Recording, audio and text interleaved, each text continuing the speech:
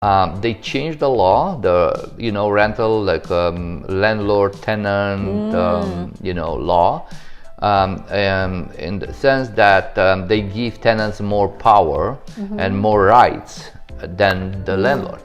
For the long term. For the long term. For the long term. Right I'm talking about the long term.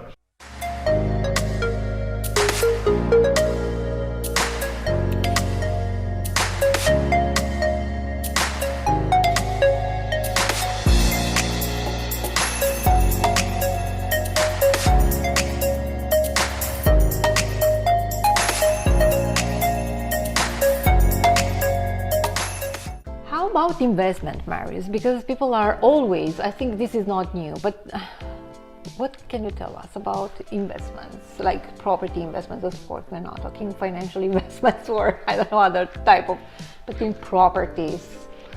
It's a very good question. When I started 17 years ago in 2005, this business 2006, so many people, they call me to buy a property for an investment, and it was very easy in some ways because the prices of the property, they were much lower, and the lease, the rent was it was a good rent all the time.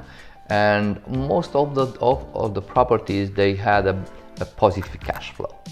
Okay. So that one very important. So it was very easy to find something for people to be happy, to rent it for a long term, and then they were happy and they kept that property for years. But now it's a little bit a different thing. You have to think in a different perspective. So because the prices of homes are almost triple in the last 17 years, now it's very hard to find a property, especially in GTA, for a positive cash flow. Okay. It's very, very difficult. Yeah. Plus, they changed the law, the rental, like landlord-tenant law, in the sense that they give tenants more power and more rights than the landlord. For the long term. For the long term. For the long term. Right I'm talking about the long term. And then, there are so many situations when the tenants, they didn't pay their mortgage for some reasons, and then the landlord, they couldn't fight with them because, they supposed to go in court, and then it took time. Yes. And they had a lot of losses. Yeah. And sometimes the tenant even destroyed the property, and was very hard to recoup all this. Can do about it. Yeah, it's very, very difficult. So, and plus the prices went up like significantly, and then the cash flow was no anymore available, and in some cases they put like 100, 200, 300, 400 per month, just to be sure that that they pay everything, the maintenance. Because let's say, like, give you an example. So let's say an investor has an apartment. He is responsible to pay the property taxes and the maintenance from their pocket. Okay. And then the tenant will pay for the rent. And then if that rent covers the maintenance at least, it was a good investment. Okay, it's good to know. If it covers the property taxes on top of that, it was an amazing investment. Okay, so this but is right now, because the mortgage rates are high, the prices are high, you cannot anymore find a property that has a positive cash flow. So now they are going in minus, like they have to pay from their pocket. Still, let's say in some areas makes sense because the prices probably in the long term will go up. But the only problem is if the landlord, the owner, has enough resources to cover the difference. This is the only point. If they cannot do that, they have to sell the property, because they will use their line of credit, their visas, and they will go in debt. And there's no point. There's no point. And they don't know what's going on in 2-3 years. Maybe it's worse than today, maybe it's better. Yeah, but in the meantime, you have to pay every single month. For and then if the tenant, they don't want to pay, invoking, loss of business, loss of job or something, a malady or something, and especially if they have kids, it's very hard to get them out. It's very hard. you have to hire a lawyer, paralegals, and they fight to go in court, and it's a very bad. For this reason, so many guys right now, they are calling me to ask me if I can find something like for Airbnb instead of long-term rental or pro rental. So it's a different environment.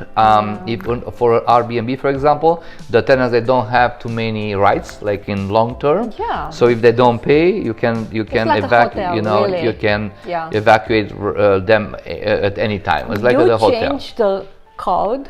This is what I'm doing. Yes. I'm giving a code which is available from the day they arrived until the day they leave. After that, 10 a.m., they cannot access my apartment. That's it. So, I think it's much more straightforward and much more business oriented. It is. It's not for everyone, but good news. There are a lot of people who manage. I just rented because I have my family coming from England in May, and I needed an extra house, if you can. I can say that because we rented a house. Honestly, it was so easy. And when I checked on the person who is actually renting on the Airbnb, he actually has 53 properties listed on Airbnb. He's a manager. He's not owing. But that's the good news, because if you're not in the business of like doing the management for Airbnbs, you can actually have somebody manage for you. Of course, you have to pay a little bit, but is a person who knows what he or she is doing. So it's, again, we have to adapt. And we have to be flexible. Or to learn. To learn. In the last couple of years, I sold so many investment properties for my former clients, just because they came up with another, law that says you cannot raise the rent more than,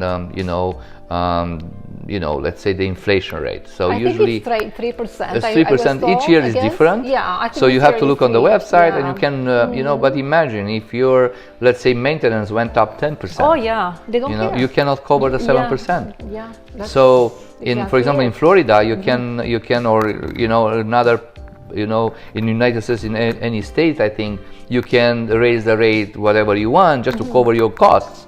So, but here you cannot do that. You cannot. So for this reason, so many people they try just to sell it and buy something else to be allowed to have an Airbnb. So for example, in a condo, if you have a condo in Toronto, not all the buildings they allowed, just few buildings, few. Like if you can, I don't know, 10-15 buildings on all the downtown Toronto. So that one is a bad thing. The second, if you have a house and if you want to have an Airbnb, you have to live in the house, and maybe you have to rent the basement. So you have to be owner. You cannot have a total empty house and then they're not allowed you to do an Airbnb. In some cities, yes. In outside of Toronto, I was able in Kitchener too. In Waterloo, I was able to rent a full house actually. In Kitchener, so depending on the city. So whoever wants to buy something like an investment to have an Airbnb, they have to check out with the city first to see if they're allowed or what kind of deal is, and then based on that, then and better to call a professional agent, and they don't have to do that. The agent will do everything for them. So I can do that.